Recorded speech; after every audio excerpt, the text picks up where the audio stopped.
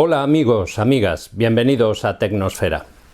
La primera vacuna no surgió por generación espontánea, pero la popularizó el trabajo de un médico rural del sur de Inglaterra con un toque de serendipia.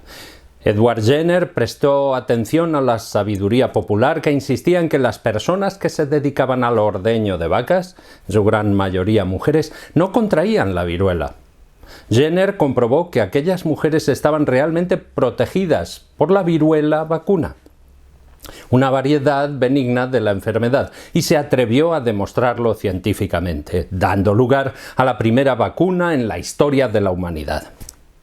¿Pero crees que la humanidad aceptó la vacuna así como así? Sígueme y te lo cuento.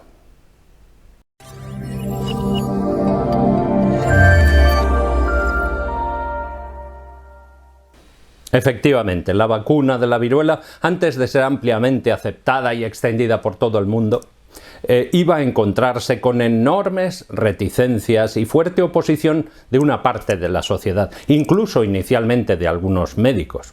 Imagínese pretender curar una grave enfermedad como la viruela, infectando al paciente con las sucias secreciones de las vacas. ¿Puede haber algo más contra natura? Es natural que la gente tuviese miedo con argumentos tan contundentes, y más si algunos médicos eran también reticentes a la vacunación. Al fin y al cabo, era una técnica absolutamente nueva y nunca probada. En esta reproducción de un grabado de la época se ven las terribles consecuencias de la vacunación. Al parecer, si te inoculaban viruela vacuna, te aparecerían apéndices vacunos. En realidad parece lógico, los niños lo saben, si comes mucha vaca te vuelves una vaca.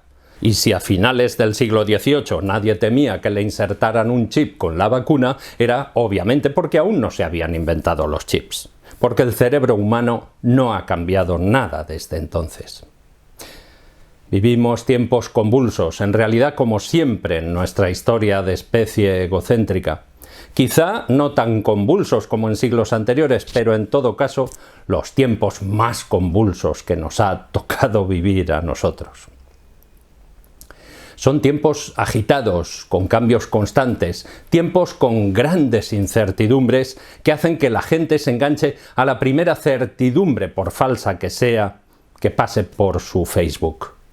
¿O era Facebook? Y sin embargo, lo cierto es que la gente tiene derecho a saber. Yo diría incluso que en el mundo en el que vivimos, que aspira a la democracia, la gente tendría la obligación de saber. ¿Pero saber qué? Nos lo cambian todo. Cuando el abuelo era joven, por ejemplo, la carne era el mejor de los alimentos y las legumbres comida de pobres. Ahora ya no está tan claro. Además, la ciencia no lo sabe todo.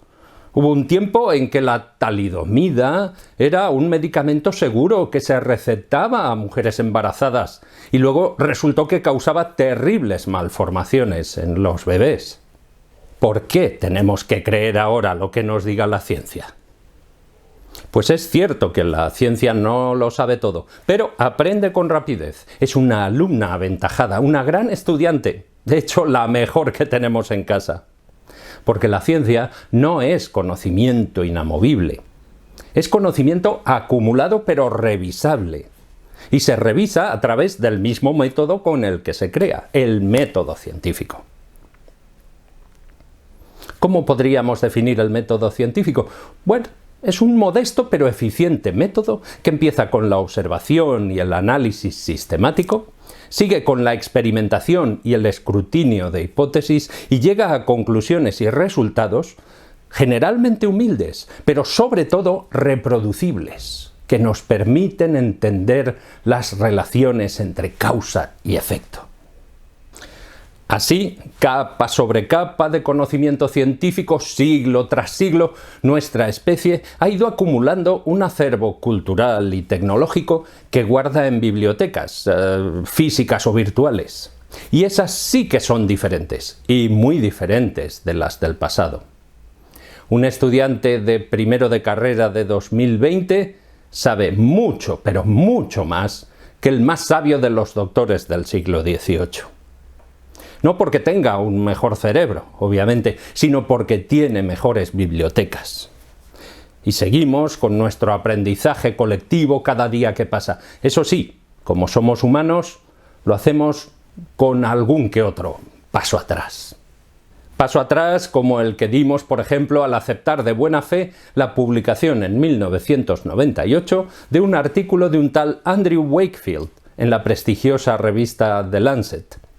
En ese artículo, Wakefield sugería que los problemas intestinales y el autismo desarrollados por una serie de 12 niños preseleccionados por sus síntomas podían estar asociados con posibles desencadenantes ambientales. Desencadenantes ambientales que, según el criterio de los propios padres, podía ser la vacuna triple vírica. Con la excusa de esa publicación, cuyas dudosas conclusiones nunca pudieron ser validadas con estudios más serios de otros investigadores, se desencadenó la histeria antivacunas de principios del siglo XXI.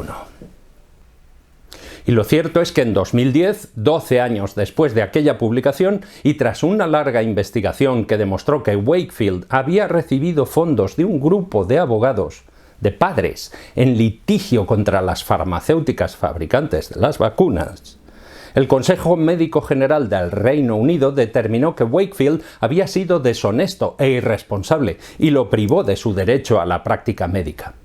The Lancet retrajo la publicación de 1998 completamente ese mismo año. Pero el ya exmédico encontró un perfecto caldo de cultivo para sus fabulaciones en el nuevo mundo conspiranoico, con el apoyo incondicional de personajes como Donald Trump o Elle Macpherson, que de ciencia médica saben tanto como yo de maquillaje, o sea, nada. Vamos, que Wakefield se lanzó a la piscina del apoyo partidario. Un mundo en el que, al parecer, cuanto más famoso eres, mayor es tu credibilidad. Ya no era una cuestión de ciencia, sino una cuestión de creencia. De creencia y de hacerse pasar por un mártir de la ciencia en lucha contra el statu quo, como Galileo.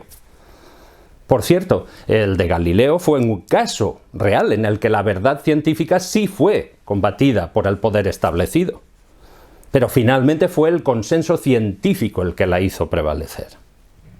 Así que si Wakefield quiere la verdad, tendrá que demostrarla de una vez con estudios serios. Y ya está tardando, porque muchos investigadores están acumulando datos que demuestran que no hay relación entre la vacuna triple vírica y el autismo. Pero, por otra parte, el creciente número de casos de autismo se merece una investigación honesta, que desvele alguna de las verdaderas causas de su aparente aumento. ¿Cómo debemos abordar esas investigaciones para no dar pasos atrás? Bueno, si me preguntas a mí, te diría que con la ciencia y no con la creencia, con el método científico, que debe producir conocimiento revisable, abierto y compartido. Vamos, un crack. Esa es la receta infalible para seguir avanzando frente a las enfermedades. Como lo hicimos con la viruela, porque si no conoces ningún caso de viruela entre tu familia o amigos, es porque la enfermedad se venció en todo el mundo gracias a las vacunaciones generalizadas. En el año 1980, la Organización Mundial de la Salud declaró la viruela erradicada del planeta. Aunque aún quedan 2 muestras, una en Estados Unidos y otra en Rusia. A ver, es cierto que la ciencia no lo sabe todo, pero ya está bien. Que no lo sepamos todo no quiere decir que debamos creer cualquier cosa. Que la sociedad del siglo XVIII dudase ante la primera vacuna es comprensible. Pero hoy en día no hay excusa. Después de todo el conocimiento acumulado durante más de 2 siglos y después de éxitos como la erradicación total de la viruela o en el futuro de la polio en todo el planeta, aquello de perdona pero tu teoría es tan válida como la mía puede tener cabida quizá en una peli de Almodóvar, pero desde luego no en un debate serio. Un debate en el que nos jugamos la salud de nuestros hijos, de todos nuestros hijos. A su salud.